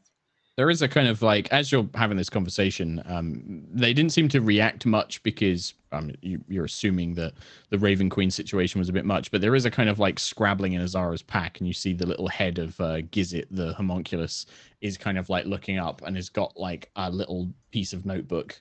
And it just says, because you can only really write in basic words. It just says promise, but written misspelled. But it says promise. That's all it says on there. Is it? And to Agnes's point, once we bring back Lady Cecilia, the Raven Queen will find her. We are just delaying the inevitable. And how I do understand Gizit, and she kind of pats its head. We did make a promise. So if you would like to head back to the mortal realm and take our chances with other gods, we can also do that. Again, I am only but your advisor. I bend to your will. The Raven Queen does know about Cecilia, and I think you're right that whatever we do doesn't necessarily change Cecilia's fate, so perhaps we should talk to her. Talk to Cecilia. Mm-hmm. Gizit just puts volunteer misspelled. Agnes raises her hand. Go ahead. Gizit rummages back in, pulls the gemstone and holds it up. Agnes, you feel that same kind of presence press against your mind. Do you resist? Nope. Okay. You feel this very similar sensation of your presence being pulled into something and something coming into your body. And you find yourself in that kind of same gemstone, this kind of purple gemstone prison, looking out on the conversation of your own body with other people. The rest of you watch as like Agnes blinks a few times and then looks around. It's definitely more of a cautious eye towards Azara, and perhaps a bit more of a sympathetic look towards Tarkhal. Those of you who have got a decent insight would pick up on. And yeah, the mannerisms change once again from Agnes, using her voice, her body, but different person. Thank you, Lady Crownsilver, for, she nods towards the gemstone, allowing me an opportunity to speak. And I appreciate your... Right? You could hear the whole conversation, right? From the crystal? I don't know how it works. I could hear most of it, yes. Seeing is difficult whilst the gem is... in the pack itself, but I picked up on the nature of the conversation from Magister Azara's responses. I would say this. The Raven Queen's concern with me, once I am in a living body, there is little she can do. Her concern is that my soul is currently transient. If I can be restored through restoration magic, resurrection magic, I'm no different to any adventurer or any individual who has been brought back to life in similar means. I am no lich, I am no ghoul or undead. I am currently a wayward soul. That is her concern. Be cautious. Gods, especially gods of dead realms, they are not empathizing with you. They may sound like they are, but gods are powerful things. They are manifestations of ideas, of values. They don't have emotions. They don't have loyalties. They are what they are. They are beings of an ideal. The Raven Queen, of course, does not wish wayward souls to be transient in her realm. But if she is offering this deal, that makes me think that she is perhaps flexible in these means. If there is a way, as she hinted, that there is some way that we can obtain the moat without her help, what happens to me once my body is restored is not your concern. I will deal with the Raven Queen once that time comes, is what I would say to you. I must admit, I am tempted, as we are so close to the rift leading back to the mortal realm where she cannot get me. But I trusted you, Lord Tarkhal, and you did not let me down. You seem to know a decent amount about the Raven Queen, as does Azara. I clearly don't. A little. I am no student of the gods. I studied the Shadowfell. If she really cared that much about us having your soul in possession, would she not have done something about it then? She would have taken it, yes. So my assumption is that she won't do anything to us regarding this if we go south now. It is hard to say, but I do believe that ultimately you are correct in your assumption in that if she was so offended by you carrying my soul with you, she would have taken it, and you would not have been able to stop her. The fact that she allowed you to continue, I fear that there is more at work here than the Raven Queen is letting on. I as a woman who has been around many powerful individuals, I get the sense that we are already doing something that she wants. I do not believe that she wants Raedrin and Breywinter to remain in the current state that they are. She could tell what the Dark Light was, what it is capable of. I don't think she wants that in her realm. I don't think she wants Raedrin to become a shadow dragon. I don't think she wants Breywinter to be a border into her world. I think that ultimately, if we complete our task here, we'll be doing her a favor no matter what. I think that ultimately she wants to make it think that she has some deal to be made, but we're already doing something, would be my assumption. That does make sense. It tracks.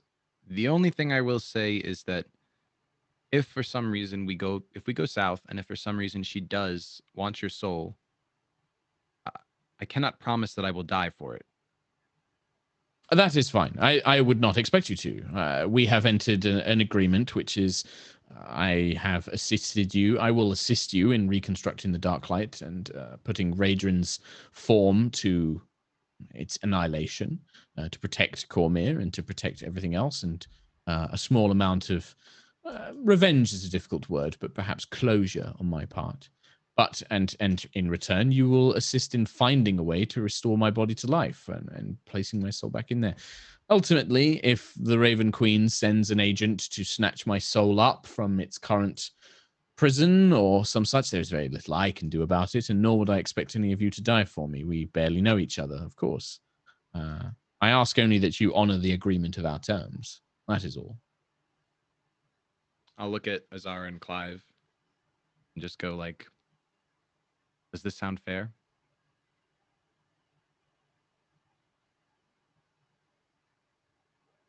This is on you, lads. I'm just here observing. It's not my deal to make. Now I'll look to Azara, pose the same question. Whatever you wish, Your Grace. She's so mad. She seems miffed, she does. That happens. Okay, yes, we will probably head to the Raven Queen because, like you said, she needs you intact in order for us to do what she wants. That is my belief. She must know that you cannot complete the dark light without my assistance. And if she takes my soul away, I cannot help you accomplish this. I would also advise that we cannot finish the dark light here in the Shadowfell. Once we have the moat, we must take it back to my tower for it to be completed. Her powers in the mortal realm, she cannot directly interfere. She would need to send an agent through to do anything about it. That's good to know. I believe we will be all right. I think that she was trying to get a favor where one was beneficial to her. Gods can be like that. So I see. Well, thank you. I'm glad you were able to voice, I guess, your concern. But you and your sister are very, very trusting. That is rare to come across amongst the nobility. Too many times is our nobles concerned with what they can gain, what is best for them. It's very rare that individuals care for others. And I thank you for it. And with that, you watch as the lights go out. Agnis, you feel yourself whoosh, sucked back into your own body. As you kind of come to. She has like a gah reaction every time, like heebie-jeebies. Yeah. It's like, being like sucked out of your body and then watching your body through like a glass prison, like not able to like have anybody hear you. You can speak and think and everything else, but it's a very odd sensation. She kind of brushes herself off. She's like, see then, everyone's happy. We go see the Raven Queen. You don't break your word. Cecilia's happy. Azara, lead the way. Azara will just quietly start walking. Okay. All right. Well, you guys will start making your way down this path. The Shadowfell is a very bleak landscape, but it doesn't take you that long. Traveling south, maybe for an hour, I would say. Maybe an hour and a half. So candle would fade away, unfortunately, Agnis.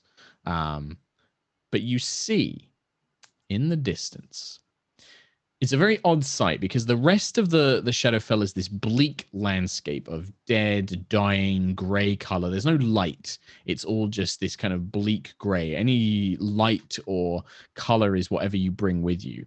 But traveling south along this kind of, across these dunes and moving towards this dead-looking wood, for the first time, you see light.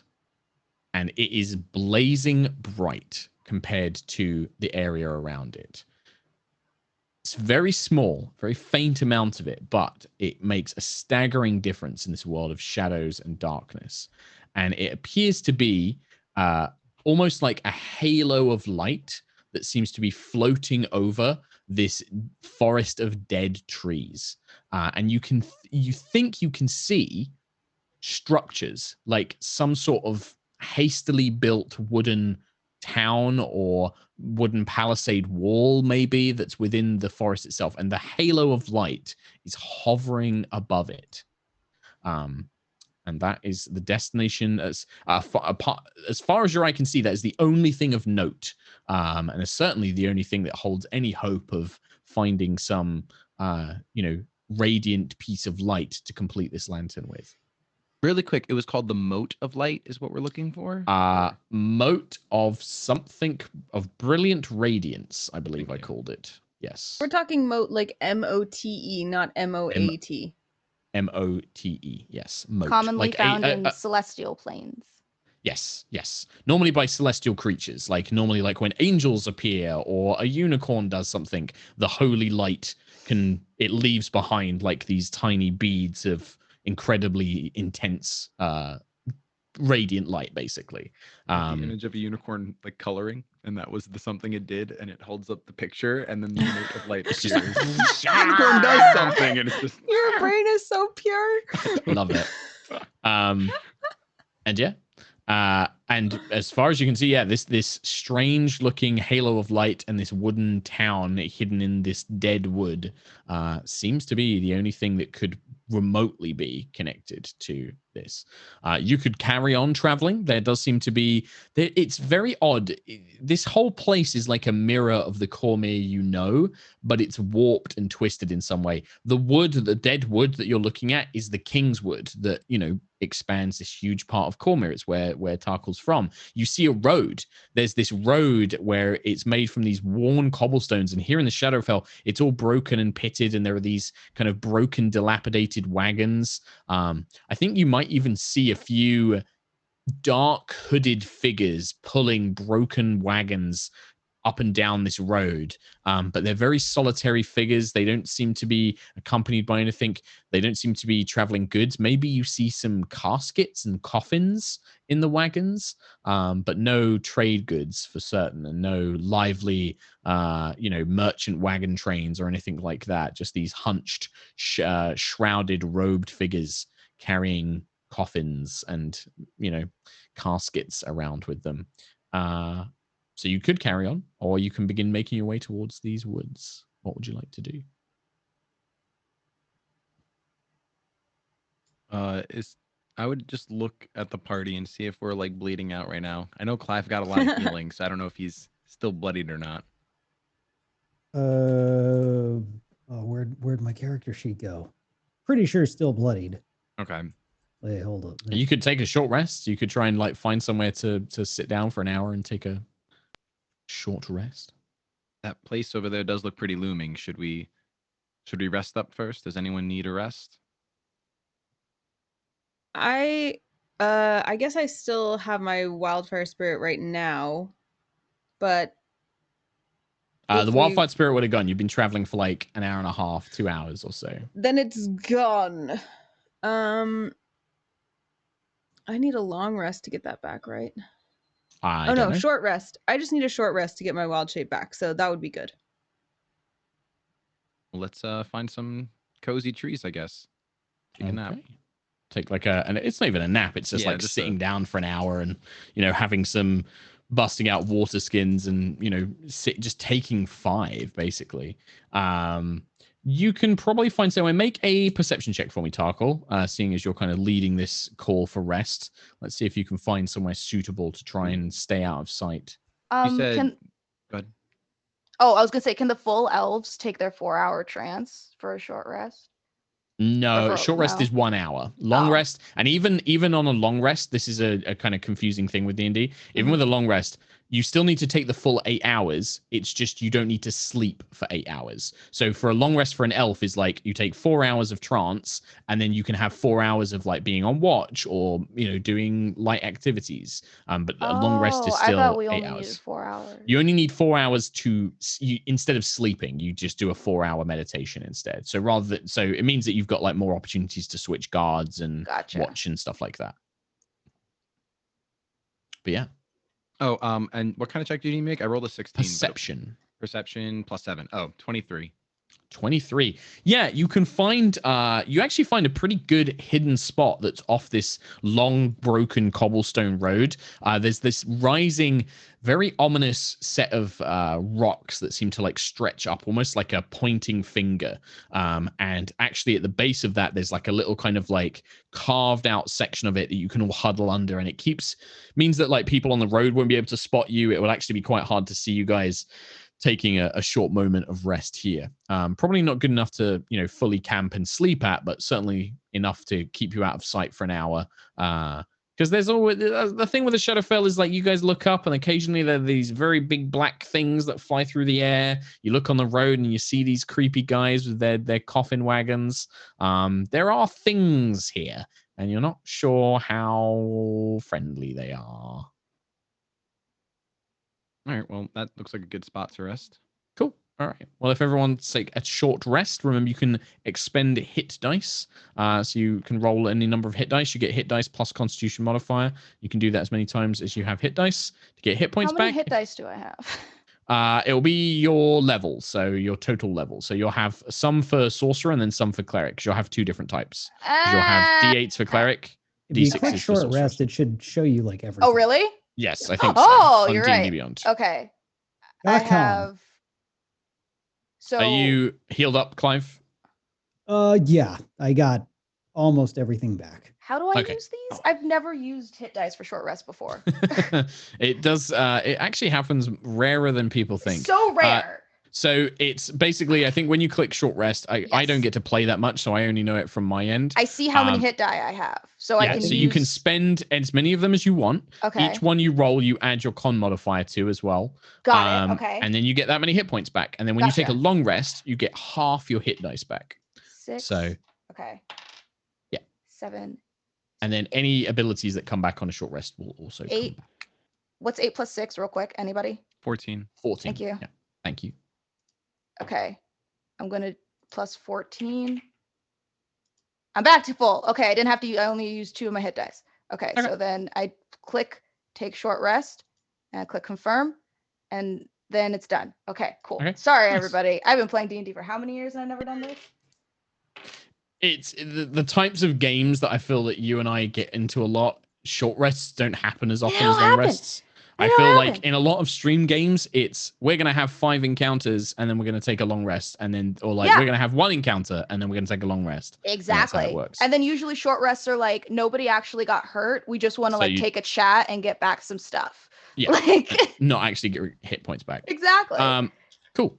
All right. If everyone's done that, just to kind of wrap things up, to kind of finish off the episode, you continue on making your way towards this strange place in the woods with this halo of light, is what I would assuming from what Tarkhal said before. You want to head towards this village, town, fort. You're not quite sure what it is. Some sort of settlement with this strange halo of light above it. And you can see that a lot of the shadowy creatures, especially the ones that fly through the air, avoid this place. The light seems to almost be hateful to them. They screech and turn away from it as they get closer. And it's bright, but you can see it's dimming. It's not this blazing light. It's just that in an absence of light, it stands out. When you draw closer, moving your way through these dark, dead woods, you notice, once again, like all the rest of the Shadowfell, there is very little noise, but you begin to hear something. You begin to hear muttered voices. You begin to hear mournful music. And as you draw closer, you notice that the structure you had seen before appears to be a great wooden wall, engraved with all sorts of angelic celestial symbols. The wood itself is this kind of bright wood birch, and it creates this kind of very picturesque scene. You don't see any people. The gates are open. Looking inside, you can see that there are small buildings. There are little shrines to these kind of angelic looking figures that have been carved, or golden statues that have been placed around. And the noises, the voices, the music all seems to be coming from these languid, kind of depressed, slouching creatures, all of whom have pale blue skin, white feathery wings, golden armor, but many of them just kind of lay on the ground looking maudlin or depressed. None of them seem to really react or care when you look in and through these open gates. And the whole place has an air of defeat and weariness to it as you enter, and that same pressure begins to kind of build around you. The same pressure that you felt near the pool of shadow, you feel beginning to press down on your shoulders. And as a point, so I got some extra time to prep for next week, that's where we're going to end things today, because I had a rough idea about this camp. I had like literally a bullet point about it as a if PCs want to go here, if PCs choose to explore more, there's this place. But I need a bit more time to wrap it up. So wrap up the episode there, if that's cool with y'all. Yeah. Cool. And yeah, you'll get to meet all the depressed angels next week. Yay. Man, listen, the Shadowfell is a drag, okay? The Shadowfell is not a fun place to be. I'm going to make it up to you. I promise. You're going to get super fun, happy time when you get back to Eveningstar, all right? I promise. Can you bring a coloring book and a unicorn to Eveningstar Right, when we get back? Yes. In Don't fact, screw me I can take you to a place where you can definitely get a unicorn with a coloring book after this. How about I that? feel like it's an Sweet. evil unicorn with an evil coloring book. Like, No. I feel that Unicorn you that are only putting colors me outside the into lines. a square hole, Mica I'm putting Burton. you into a Chris Perkins sized hole. I Yeah, was gonna that's not say me. there's some serious Chris Perkins vibes of taking Right? a beautiful horse and making it desiccated. Right? No. You learn from the people that you look up to, right? And in I our admire Chris case- Perkins a lot. God damn it. Stop. Yeah, Find some new people to admire, Right? Mark. Go Come on. I admire have lots of someone people I else. admire. Like Listen, 2 weeks. this is the current arc, and then next time you get an arc which is from other sources of inspiration, and I think you're gonna love it. Unicorn So, how heavy about that? inspiration. I'm down. I'm excited. Sure. And we'll get some more things to fight for Clyve. Clyve can do some fighties. Hopefully Yes, after yeah. a long rest. Mm-hmm. I also like depressing places because it feels like, like my childhood. Like it feels very, I'm listening to Simple Plan. I'm sitting in the corner of my room with my composition notebook. It's very good. Very good. Yeah. Mark. Some sort of emo band, on your MP3 player or CD player, if you were of my age, or Walkman. in fact. When Walkman? I What was are you a talking Walkman. about? Yeah, we had these things, Mica, called tapes. No, and I you meant actually- I meant like Walkman, as in like, duh, it was a Walkman. Like, what are you talking about? We listened to. I'm not that young. I'm not that young. Honestly, I never Walkman. had a See, Walkman. I before went straight these to I had a things- player. Sony Walkman. Before iPods, Mica, right? We had to record music onto records I and hate you so tapes. much. Did you know that? I hate you so much. I had a Sony Walkman. This is a complete tangent, but we were talking about this the other day. Did you guys ever have like a little portable CD player? And if you were in like a car or a bus, it would constantly skip because it would Yes! be bouncing up and down. But then if you got the Technology was anti-skip so ones, stupid. it was Yeah. like An it would anti-skip maybe. one? Oh yeah, that was Kinda like- fancy, But it- Whoa. It kind of And it- helped, but also didn't. Yeah, it would skip like maybe once or twice instead of like 50 times. Yeah. But does Yeah. anybody remember hit clips? Because I was just gonna Yes. bring up hit clips. Thank you. If you You wanted get one 45 seconds of Yeah. a really popular song on one item, slamming What? that hit. Yeah. You didn't have hit clips? Mhm. That missed the UK. It was probably I'm afraid. super American. It was like tiny little, like the chorus of "Hit Me Baby One More Time," and you put it into this tiny little CD player, and you pop it in, and it'd be normal size Oh my headphones. gosh. It was so Mhm. stupid. That's so Like- dumb. didn't you like Like get a them in min- Happy Meals? Yeah, Like, yeah, yeah. And you would, Yeah, they and were they're on like- keychain clips. Yeah, they're like DS cartridge size. Yeah, they're tiny. So pointless. It was so stupid. It's Not so as. pointless. It's So so let's great. bring back those toothbrushes that they like send the music through your teeth bones, and you hear it in Yeah! your Oh my head. Those were before their time. They were Induction amazing. sound. Bring them back. Bring them Bring- back. Anyway, They did the complete same random thing. tangent. That just came to me while we were talking about Really Walkmans quick, and they CDs. did the same thing with lollipops, and it's like that. Yes! Your teeth. I had Yeah. the In Sync one. I You're like, forgot about you're those. literally grinding hardened sugar on your molars. That is so Forgot about bizarre. those. That was amazing. What an era. Oh, Were they really called Tooth Tunes? Yes, That's they were called creepy. Tooth Oh my Tunes. That's what they're God. called. dude, tunes. And they were a permutation of spin pops, weren't they? Yes. Because you would get this candy that had a button on it, so you put a lollipop in it, and then you go, and it would We just had spin those. against We your had tongue. the spin pops. Yeah, we But had this those. one played music. Yeah. America. Yeah. I love it. America. I love America. it. So let's do some quick shout outs and then we will see you all next week. Let's begin the shout outs with Anna. Sweet. Normally I would say watch Extra Brains on Friday, which is our brainstorming talk show where we discuss any topics, any questions, anything that you feel like you need a little extra brain power on. It's myself and DJ Wheat. I dare say it's a great show. I learn a lot. We have a really fun discussion. And we are accepting submissions all the time. Specifically, we're also putting together a show on media literacy right now. So if you have questions or topics where you would like to discuss media literacy, we would welcome those specifically. If you're looking for the submission form, you can go to my chat and type !submit, or it's also on my Twitter very recently if you want to check that out. And the next Pawns and Patrons, which is our drop-in friendly roleplay show, will be on May 8th. So that's Dungeon Crawl Classics, multiple characters, low level, lots of hijinks. So that will be 10 to 2 on May 8th. And also, if you need D&D related streetwear, please visit cantripbrand.com. Right, Nate? Yes. I tag you if that wasn't clear. Yeah. All right. Yeah, cantripbrand.com. Hi, I'm Nate. Shady. I was expecting like some sort of Pokemon thing. Yeah, but what about by go all to means. NateTCG.com? Nate's selling cards. Why am I plugging Nate? Thanks. I have to cards. say, I have too many cards. As a producer, the level of video that you're putting out of these cards, like I watched it like 3 times, not even knowing much about the cards, just like the lighting, the emotion, the editing. Like also, like his Instagram stories have like professional captions for all of his cards. Go follow NateTCG at Instagram.com. We're pimping you out now. Well, thank you. For all your Pokemon card needs. Support. It really small is. It really is pretty. I love it. Yeah. Speaking of the Pokemans.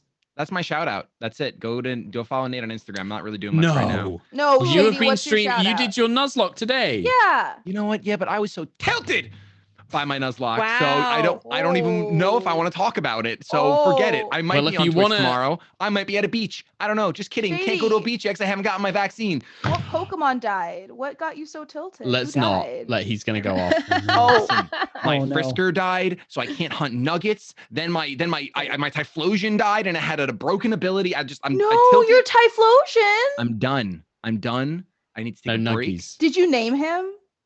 It was named after a subscriber, so I killed a subscriber. It's awful. You hate to see. But where can people go? Where can people go to watch these antics? Sounded like go to twitch.tv/ShadyPenguinn, I guess, but I'm not very happy over there. So come tomorrow and make me happy. Come tomorrow tag Mica. and make him happy.